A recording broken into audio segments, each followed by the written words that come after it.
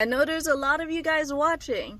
You're watching, you're like, man, I want to preach the gospel. I want to preach the gospel like that. Guess what? Some people wonder, where do I get my boldness? Why do I preach the gospel so much? How did I start? What happened? Well, guess what? This is how I started. I was an introvert before, super shy, super timid. I didn't know what to say or what to do. But then I heard of Jesus' Great Commission to tell us to go out and preach the gospel. And so then I went to my best friend, of course, and I preached to her like a really, not the best kind of gospel preaching ever. It was no Billy Graham type preaching, It was like a little baby Christian, me preaching.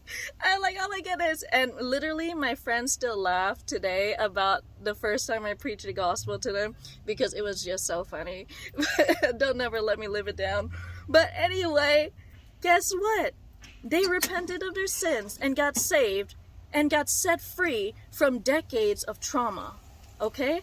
And when I saw that, the power of the gospel, even preached by a little wee baby me, that was the first time I was preaching the gospel, and I totally messed up. I stumbled. I was not the best. But guess what?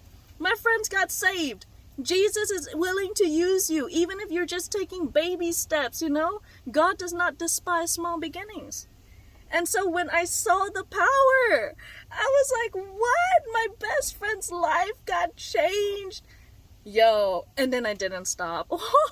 I didn't stop. I just kept on going, preaching the gospel and seeing lives transformed, people saved, decades of trauma and pain erased by the blood of Jesus, erased by the love and the grace of God. So yes, that's why I keep doing this. That's why I keep preaching the gospel.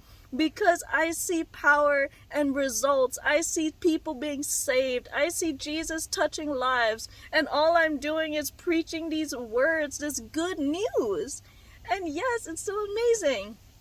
And then also, where do I get my boldness? When I saw my friends got saved, through me preaching the gospel to them, through Jesus touching them, I prayed for boldness. I was like, Lord, I must have boldness. I must do this. I must have boldness, Lord. I pray for boldness. And guess what? Ask and you shall receive. Now I'm not an introvert anymore. And I'm preaching the gospel. And I want you guys to do it too. Because don't you want your friends to go to heaven? Don't you want your family to go to heaven? Don't you want people to go to heaven?